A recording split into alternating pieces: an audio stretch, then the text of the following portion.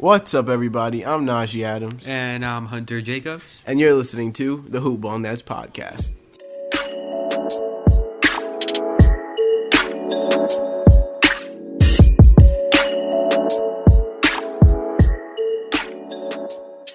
So, on this episode, we have 3 games to go over. The 76ers game, the Wizards game, the Hawks game, and, of course, the Dinwiddie contract, Karuk starting, Brooklyn Baller of the Week. We actually have a pretty packed episode, to be honest. So I hope you guys are excited. I know we are. Before we get into things, I just want to say, make sure you go subscribe to us on, I always want to say follow. Make sure you go follow us on Twitter at HoopBallNets. Make sure you subscribe to us on iTunes. You can look up Brooklyn Nets. We just figured this out. If you just look up Brooklyn Nets on iTunes, we are like one of the first podcasts to come up.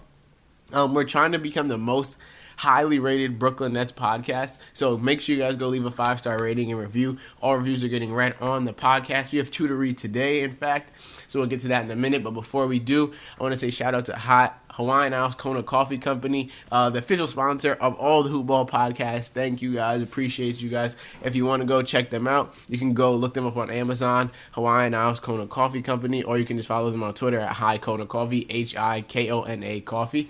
So yeah, let's get into the 2 reviews. So one of them is by Daniel7072. Why didn't I find this sooner? I've been looking for a fantasy podcast to cover my favorite team for a long time. I've been a diehard Nets fan since Vince Carter went chest to chest with Alonzo Mourning in 2005. These guys are the best. The energy Mr. Adams, you can just call me Najee. The energy Mr. Adams brings every episode is remarkable, and I love how Mr. Jacobs is so knowledgeable about basketball. I would love to show this to my league mates, but I'm afraid to share where I get my knowledge from and lose my edge. Keep up the good work, guys, and thanks for helping me dominate the chumps in my league. Okay, so we don't cover specifically fantasy basketball. But we cover stuff that would help with fantasy. See, I get what he's trying to say. Reading box scores and, breaking down the game and the moves that teams make definitely does impact fantasy basketball. And if you specifically have Nets players, like if you own D'Lo or Jared Allen, Dinwiddie, any of them, and then you listen to us and go based off of that, buy low, sell high, stuff like that, of course it would help. So we're not a fantasy podcast, but I know what he means by that. The information we give can be translated into fantasy. If you're listening to this and you want to check out fantasy podcasts from Hoopball, Dan Bestris is our basically podcast king. He hosts his own podcast, the Fantasy NBA Today. You can find it on iTunes. Just look up Fantasy NBA Today. Or you can look up the box score breakdown, also by Hoopball, also about fantasy basketball. Next review is from Joe, one of their brethren. These guys are awesome. They really know what they're talking about, and it also helps that they are hilarious. I always found myself cracking up during the podcast. Anybody looking at these reviews who are on the fence about it should definitely give them a listen because they are really great. Thank you. We appreciate it. We try and be funny because we listen to podcasts too, and we hate the ones that are just super boring. So, we try and just be ourselves, and hopefully it flows. Hopefully you guys enjoy it. But thank you, Joe and Daniel, for the reviews. Like we said, every review is getting read on the podcast, so make sure you go leave your own. Okay, so let's get into the game. The Nets beat the 76ers 127-124. They outscored them 37-28 in the third quarter, and they basically dominated the entire second half. They only got outscored by 7 in the fourth quarter. Their biggest lead was 13. Longest run was 13 as well. They actually won the turnover battle by 1, even though it was 16-17. They got out offensive rebounded 10-7, but ended up tying in total rebounds 37-37. Okay, so they allowed the Sixers, without Jimmy Butler, to shoot basically 55% from the field. So the Nets are back to allowing their opponents to shoot 50% from the field. The good thing is, the Nets themselves shot 51.4% from the field. They shot 50% from the three-point line, while the Sixers shot 42.9%. And then for one, which is very rare. This is the most important part of the game, and the reason they won. They took 43 free throws. That in itself is crazy. Insane. You rarely see a team take 43 free throws. And at the rate they shoot, you'd expect the Nets to make 29, 30. They made 37 of their 43 free throws, which is 86%. While the Sixers only took 16. And made 12. Shot 75%. The Nets took more than double the Sixers' free throw attempts. That's crazy. and won the game by 3. So on to the total box score. So first of all, they beat the Sixers on the road, which is impressive because the Sixers have a great home record. We're gonna start with the Sixers in the box score. Furkan Korkmaz scored 18 points on 8 of 14 shooting. He started for Jimmy Butler. He started at the 3 for Jimmy Butler. He had 6 assists, 3 rebounds, 3 steals. Joel Embiid, he's a monster. 38 minutes, 33 points, 12 of 18 shooting, 2 of 3 from the field, 17 rebounds. He had 33, 17, and 6. He also had 6 turnovers and 5 fouls. No, last time they played, he did not have a great performance. But the first time they played, he did. And the third time, he did. So we'll see what happens the last time they play. Simmons also had a great game. 22 points, 8 rebounds, 7 assists, 4 steals, and 2 blocks. 6 defensive stats. And 9 of 15 from the field. So it was basically... You know what's crazy that I saw the other day? Ben Simmons hasn't hit a shot since November 30th. He hasn't hit a 3 since November 30th of 2015. Yeah. That's crazy. Well, he's also smart in that he doesn't take threes. He knows he's not going to All make of his them, threes so have been like half court, full court chunks. Yeah. But just think about that. Like, how many threes does Steph Curry make in a season? Over 400. And Ben Simmons hasn't made 1 since 2015. Yeah. It's almost 2019. Yeah, he's about as good of a shooter as Dwight Howard. That's crazy, though. Like, the amount he has a ball in his hands, he hasn't made a 3 in 4 years. Yes. That's insane. Dwight Howard and Shaquille O'Neal have more career three-pointers than Ben Simmons. On to the Nets. One last player on the Sixers, T.J. McConnell, 28 minutes, came off the bench, 17 points. He only missed 2 shots. He was 8 of 10. He only hit 1 3, so all of his 17 points basically came from 2-pointers. He had 4 assists, 2 rebounds, 3 turnovers. Now he can move on to the Nets. Old reliable Joe Harris, 29 minutes, 14 points, 2 of 3 from 3, 5 of 9 from the field. He didn't really add much else outside of points, as he only had 1 rebound and 2 assists, but he still shot well. Rondae Hollis had a horrible game. 3 points, 1 of 6 shooting, 4 rebounds, and 4 steals. The steals were good, but he was 1 of 6 from the field. Poor game. Jared Allen got destroyed by Embiid, so that held him to 16 minutes. He only had 8 points and 5 rebounds. Allen Crabbe had a good game. 20 points. Was this his last game? Yes. Yeah. 20 points, 4 3-pointers, 5 rebounds, 2 steals. And D'Angelo Russell with a subpar 12 points, 5 of 10 shooting. He had more points than he did assists. shots, though. Yes, and he only that's played true. 22 minutes. Also had 3 turnovers. Ed Davis with his normal 7 points, 10 rebounds, 2 of 4 shooting. Damari Carroll, 6 points, 1 of 5 shooting, 7 rebounds. The impressive players in this game were Rodions Kurucs, who had 13 points on 4 of 6 shooting. This was just the beginning. With 3 steals in his 19 minutes of action. And Spencer Dinwiddie. This is a whole nother story, this type of game. So if you noticed, no one yet has had any huge numbers. So how did the Nets put up 127 points? Also, how did they shoot?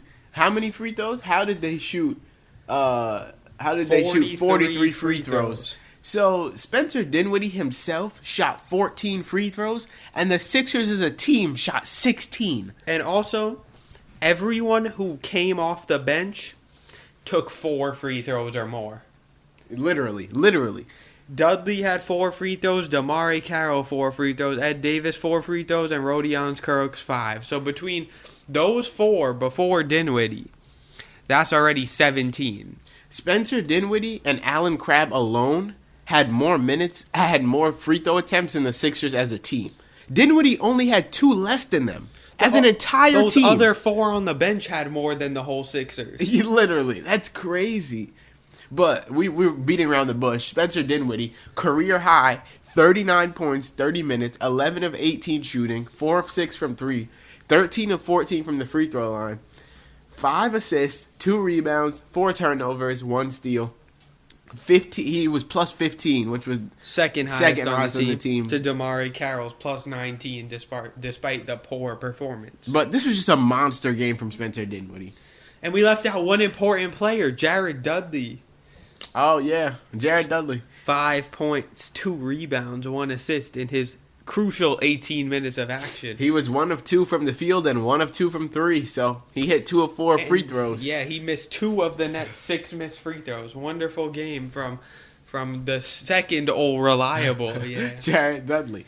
So, speaking of Spencer Dinwiddie, unless you've been living under a rock, you would know that he got extended. The Nets extended his contract this Wednesday, I want to say. This Thursday, because the Sixers played the Nets on Wednesday. They extended him on around Thursday.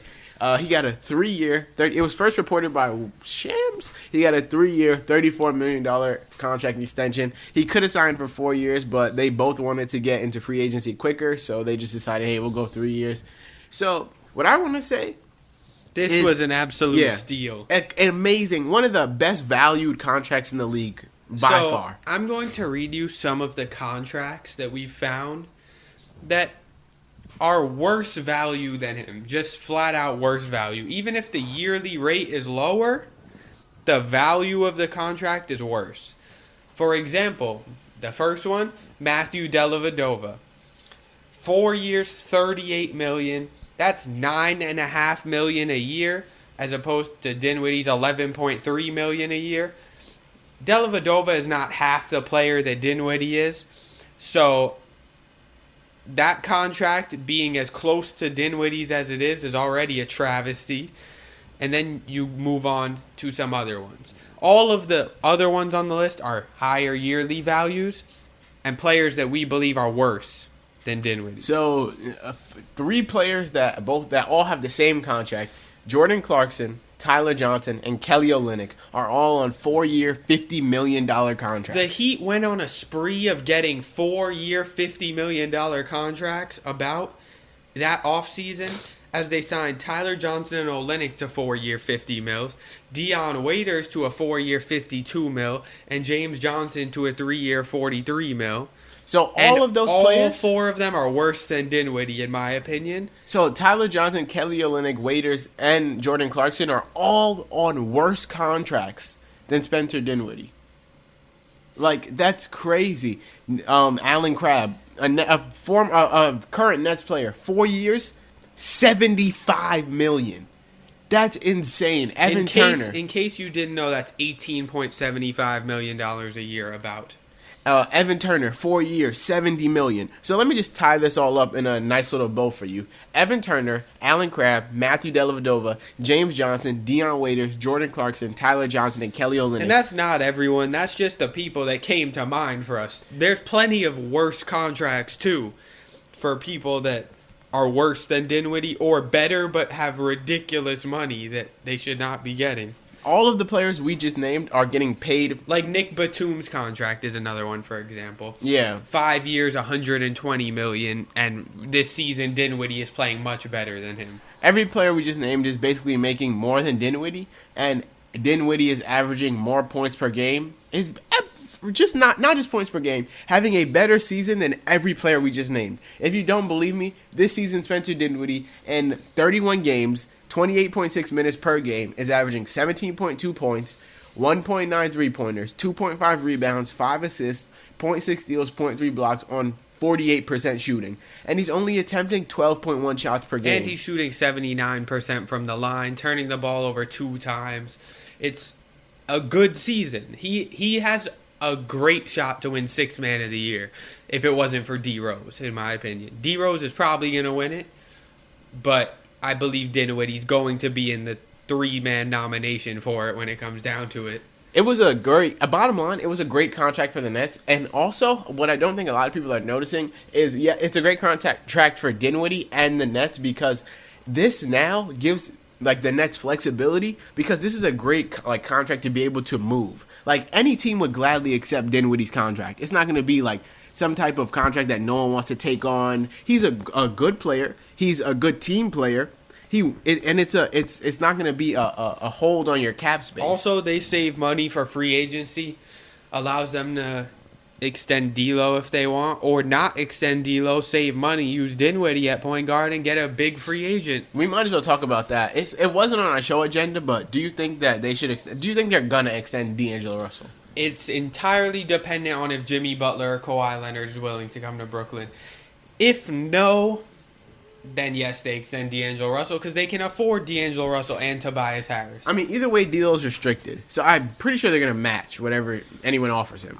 My best case scenario is they get D'Angelo Russell and Tobias Harris. That is what I want to happen in free agency. Of course, if Jimmy Butler or Kawhi will come, great.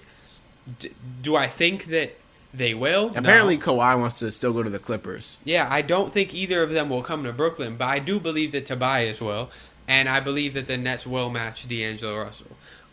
Unless a team really gives him a crazy contract. And I don't know what team would. Like, what team's giving him a crazy contract? The Suns, maybe? I can see the Suns giving him something sick. Because Devin Booker and him are good friends, and they need a point guard. That would be... I can see the Suns giving him something crazy. But besides the Suns, that's just the first team that came to mind. I'm sure there's other teams with cap space that might give him a crazy contract, but the Suns is the first one that came to mind for me. On to their game versus the Wizards. This was the first game that Rodions Karuk started because Allen Crabbe is out right now. And he played a great game. 15 points, 5 of 6 shooting, 6 rebounds, 1 assist, 0 turnovers. Great game. Overall, the Nets, they basically... They led the entire game, basically. They had a short period in the first half where they didn't have the lead. It was only 4 lead changes. And they were all in between the end of the first and the beginning of the second quarter. So, it was just... The Nets dominated this game, which they needed. They needed to dominate a game like this. A trend that we've seen in these last 2 games, at least, is the Nets shooting over 50% from the field.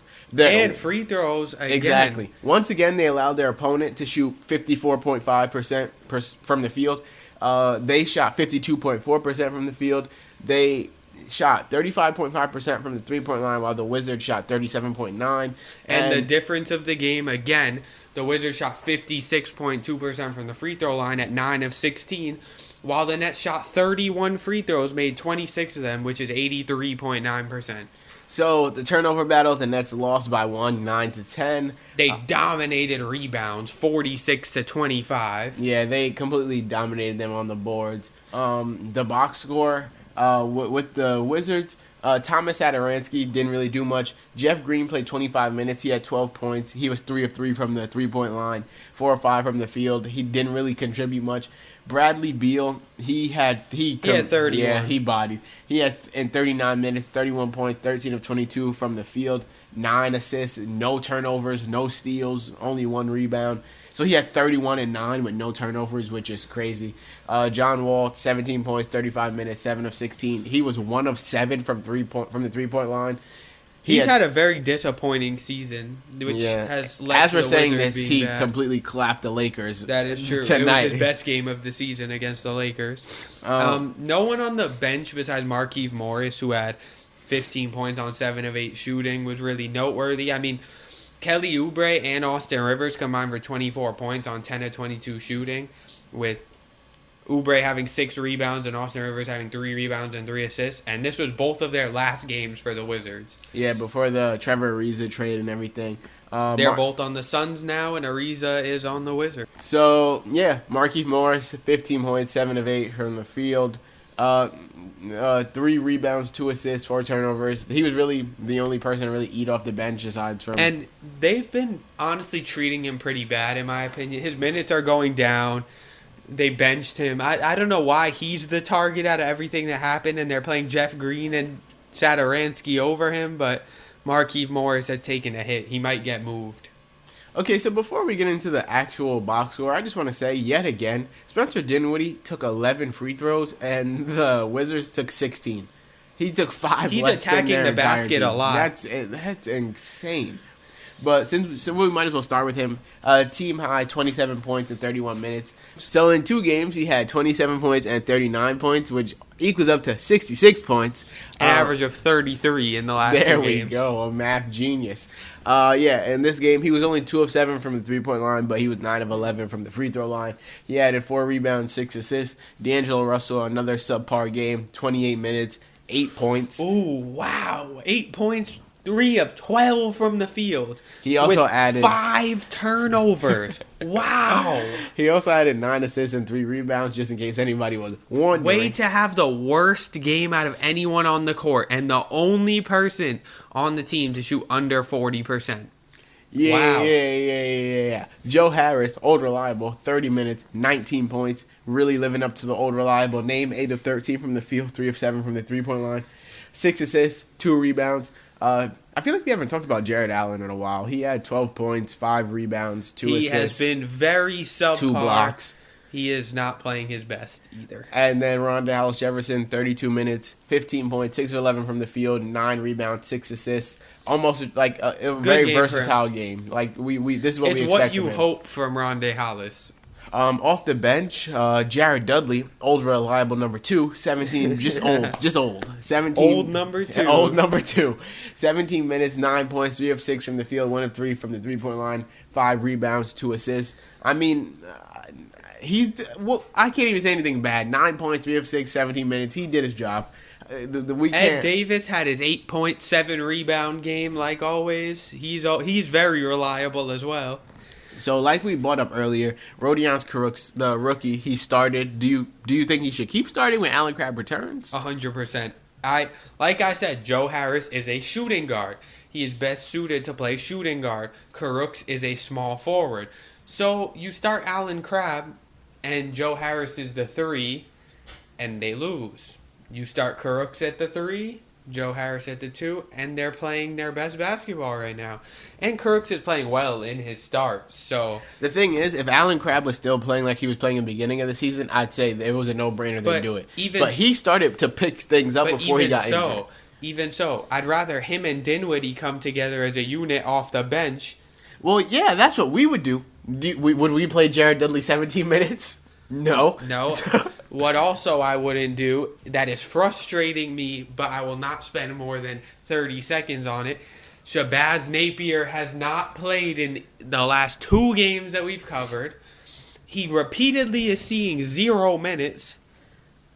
And I just don't understand why, but I'm not going to with Spencer say anything about it. I don't know. I guess that's why he's not playing. Dudley and Carroll and Harris and Crooks can all cede 3 minutes to Napier to get him to 12 to 15 minutes. But you know what?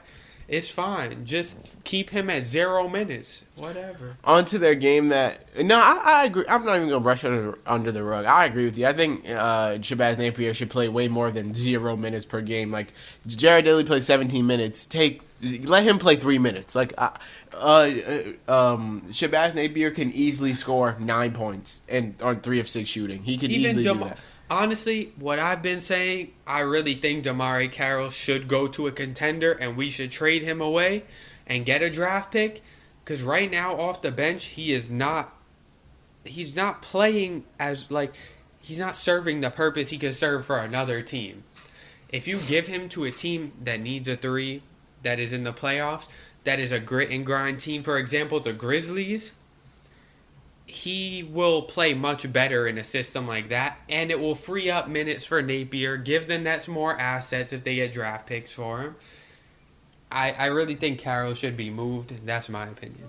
So moving on to the game that they just most recently played tonight, a couple hours before we were recording this, the Hawks. This was a complete massacre, blowout. They outscored them 42-23 in the first quarter, and then they outscored them 39-30 in the third quarter. They won 144-127. There was one lead change, and it was very early in the first quarter, and the Nets never lost the lead after that. Yeah, the Nets had their biggest lead was 28. 21 was in the first quarter. Yeah, the Hawks' biggest lead was 2. So, I mean, it was one of those they got the first bucket of the game, and then the Nets just took over from there. And even with that, somehow the Hawks shot 55% and 48%. I was just about to say that another pattern. The Nets see. This is horrible defense because 3 straight games now the Nets have allowed their opponents to shoot basically 55% from the field. They got lucky. They've got not even lucky. They've been good enough to match that basically, and their offense has been so good that it doesn't matter what they're giving up right now. The games they were losing, it mattered because that's when they weren't scoring. They've been bailed out by Dinwiddie's 39 and 27. And now D'Lo's what, 32? 31, I think? It's the fact 32. and 4 players having over 15. It's the fact that they need to have these games in order for them to win, because they know they're going to give up 120 points. Exactly. So they shot 55.7% from the field. Hawks shot 55.3. The Hawks shot 48.3% from 3. The Nets shot 16 of 40, which is 40%. And yet again, Oh my God. Yet again. 30 of 33 from the line, 91%. the differential wasn't as big as it was in the other two games, as the Hawks shot 19 of 25. So the Nets only attempted 8 more. 8 more free throws than them. But I can guarantee you Dinwiddie had a lot. Or D'Lo had a lot. No? Wait. Dinwiddie Yeah, had Dinwiddie 8 had free 8. throws, most on the team again. He's attacking the basket a lot, and he's impressing me the way he's playing. This contract is definitely looking worth it. So before we get to the box scores, just going to go over the game real quick. The Nets won the turnover battle, 13-14. The last 3 games has been by one. It's been by one the last 3 games. They out-rebounded the Hawks 39-33. Now on to the regular box score. We're going to start with the Hawks. So John Collins, he's been killing lately. As expected, he's the best player on the Hawks. He is the best player on the Hawks, easily. 33 minutes, 29 points, 13 of 19 from the field. And 8 rebounds. 8 rebounds, yeah, not much else. 1 block. And he had a team low minus 28. So much that did. Dwayne Dedmon, 31 minutes, 24 points, 8 of 12. He was 5 for 5 from the three-point line, 8 of 12 from the field, 12 rebounds. He had 24. I don't know and when 12. he started shooting threes, but that's insane. 5 of 5 from 3. I'm pretty sure he could always shoot, just not like 5 for 5 type of shooting. That's crazy.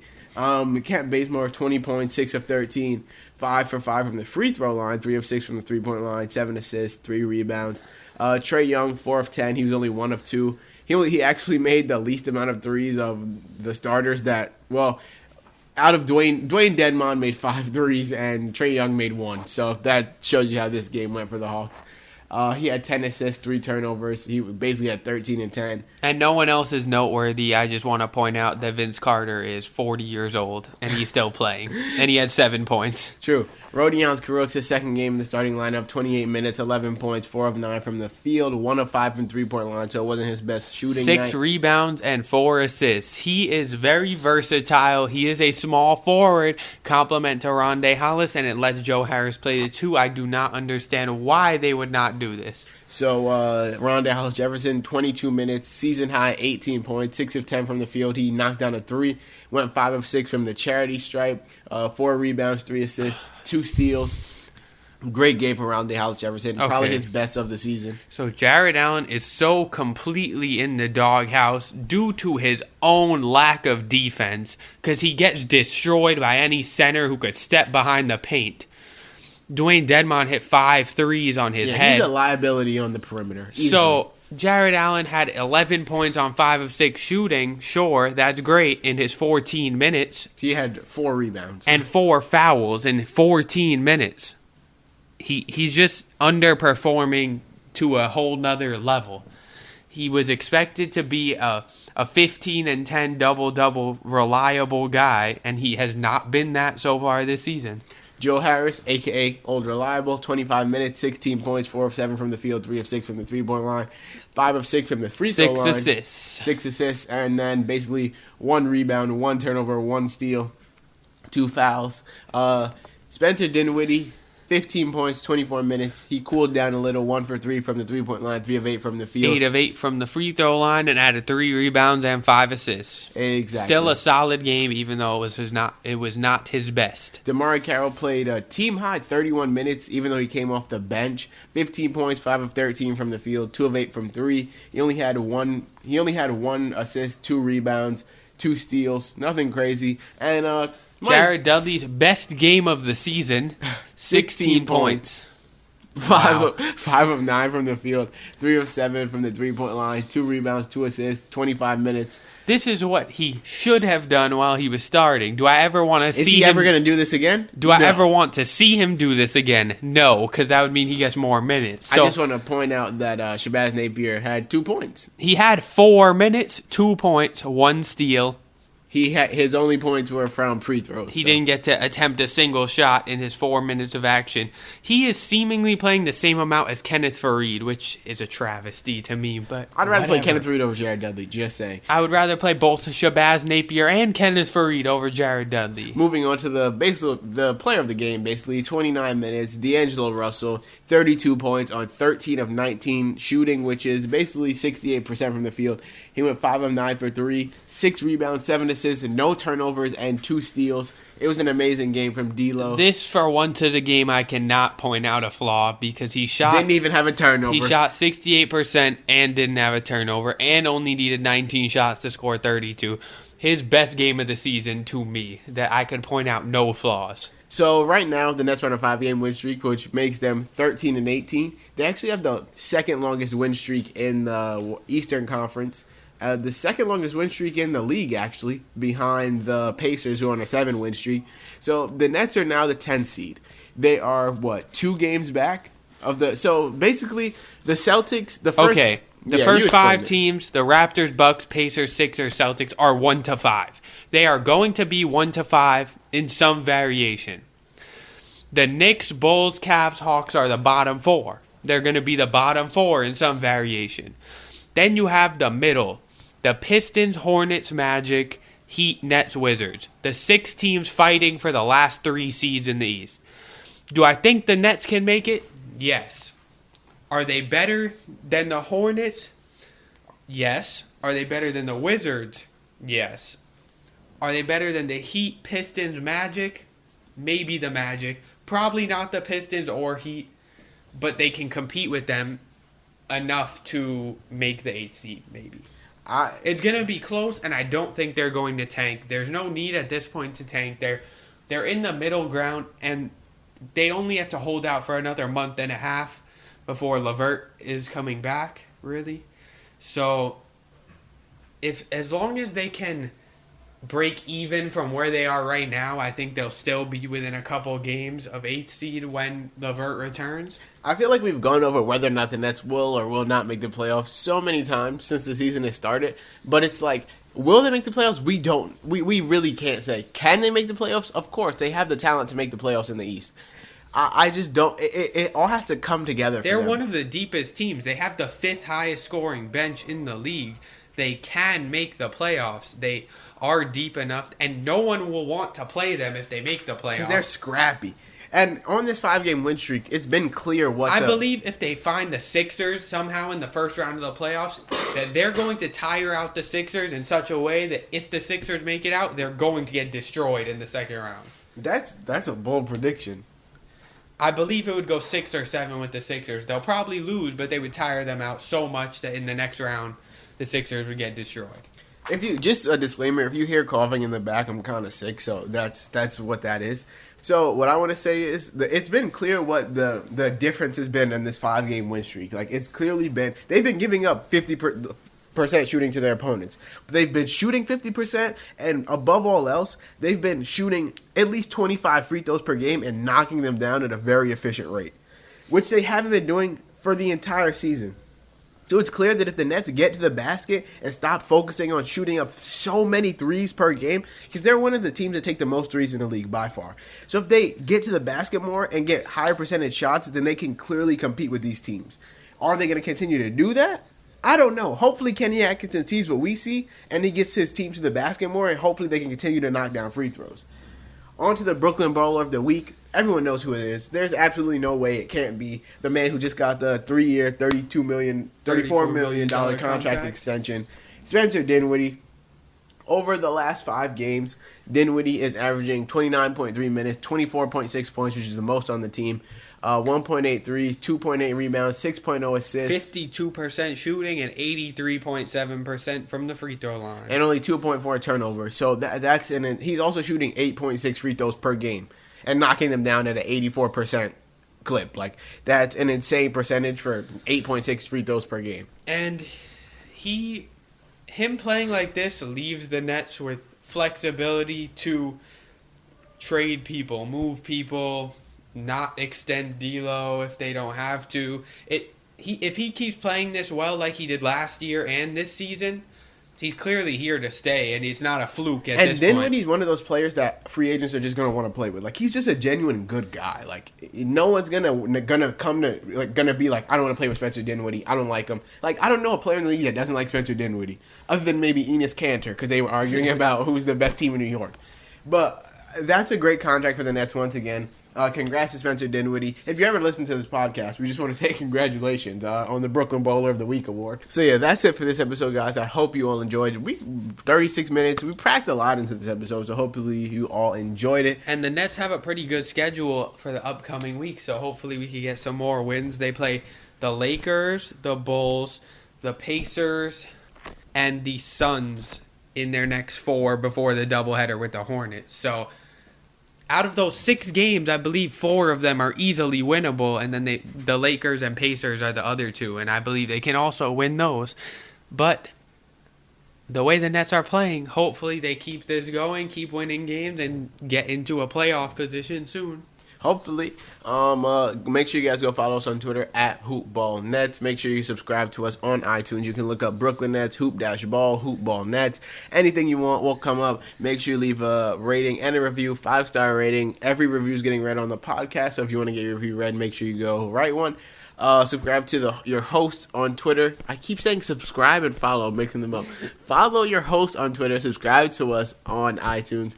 On Twitter, I'm at Najee Adams _. If you don't know how to spell Najee, Najee Adams _. Hunter's at Hunter _JKR on Twitter. Yeah, that'll do it for this episode, guys. We'll talk to you next time.